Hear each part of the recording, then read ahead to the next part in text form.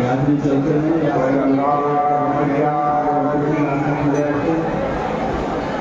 बोले सत्य सनातन धर्म की जय। बोले श्रीमद् भागवत महापुराण की जय। पतित पावनी परिमल धारणी मंगलकारी मोक्षदायी माँ गंगा मैया का एक पवित्रतम विश्व प्रसिद्ध तीर्थ हर की पैड़ी है। श्रीमद् भागवत जी की चर्चा चल रही थी। पहले बीच में रेखात का लेना आया।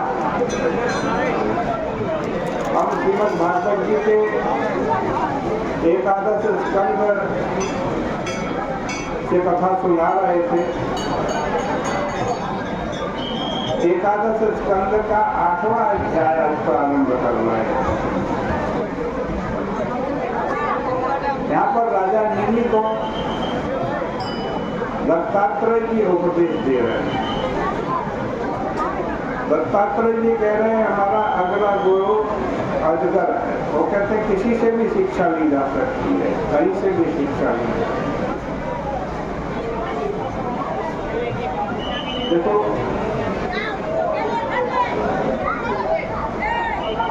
अजगर को जो अच्छा बुरा खाने को मिल जाता है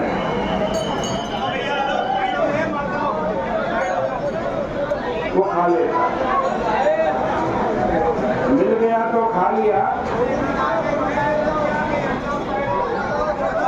और नहीं मिला तो नहीं खा। मन की पुष्टि है, बाहर की वस्तुओं में कुछ नहीं रखा। दत्तात्रेय जी ने कहा मैंने अजगर से यही सीखा कि अवधूत को उसी की तरह रहना चाहिए। कभी सो रहा है, कभी खा रहा है, कभी काम कर रहा है, कभी नहीं कर रहा। अजगर करे न चाकरी, पंछी करे न काम। दास मल्लू का कह गए सबके दाता राम। दत्तात्रेय जी कह रहे राजा निमि को, राजा निमि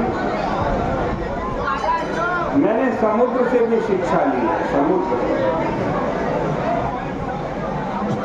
क्या सीखा कि मनुष्य का जो मन है ना वो समुद्र की तरह प्रसन्न, गंभीर, अनंत और अपार होना चाहिए। देखो समुद्र कैसा होता है, कितनी भी वर्षा हो जाए नदियों में बाढ़ आ जाती है, समुद्र में बाढ़ नहीं आती। कितनी गर्मी पड़ जाए, कितना सूखा पड़ जाए, समुद्र सूखता नहीं है, घटता नहीं। महात्मा को भी इसी प्रकार होना चाहिए। दुनिया में सुख दुख, सुख की वर्षा और दुख का धूप दुनिया, उससे कोई प्रभाव महात्मा के ऊपर नहीं पड़ना। दत्तात्रेय जी कह रहे हैं अगला गुरु मेरा पतंग है।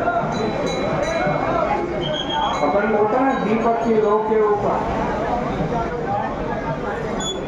जैसे वह दीपक की लो में गिर करके मरता है, वैसे ही अजितेंद्रिय पुरुष स्त्रियों का सौंदर्य देखकर लुभा जाता है और उससे अपना सर्वनाश कर लेता। जो लोग भोग बुद्धि से कामनी आदि में फंस जाते हैं वो अपना विवेक होकर पतंगे के समान नष्ट हो जाते हैं। भंवरे से मैंने यह सीखा कि वह रस के लोभ से, भंवरा होता है और रस के लोभ से कमल के ऊपर मंडराता है। कमर पर बैठ जाता, उसे पता नहीं रहता कि रात के समय वो कमर बंद हो जाए और कमर में ही फंस जाता। और सुबह हाथी आता है, वो कमर तोड़ता है, कमर के साथ साथ घोड़ा भी हाथी के पेट में चला जाता। उससे यह सीखा कि जैसे वह सब जगहों से रस लेता है, वैसे ही मनुष्य बड़े छोटे सभी ग्रंथों से रस तो ले, लेकिन फंसे ना, बंधे ना। कहते अगला गुरु मेरा मधुमक्खी है। मधुमक्खी से क्या सीखा? मधुमक्खी से यह सीखा कि ज्यादा संग्रह करके नहीं रखना चाहिए।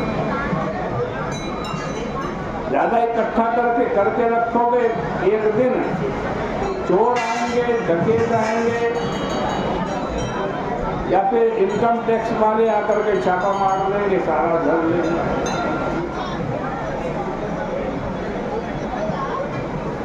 वो मधुमक्खी भी क्या करती है?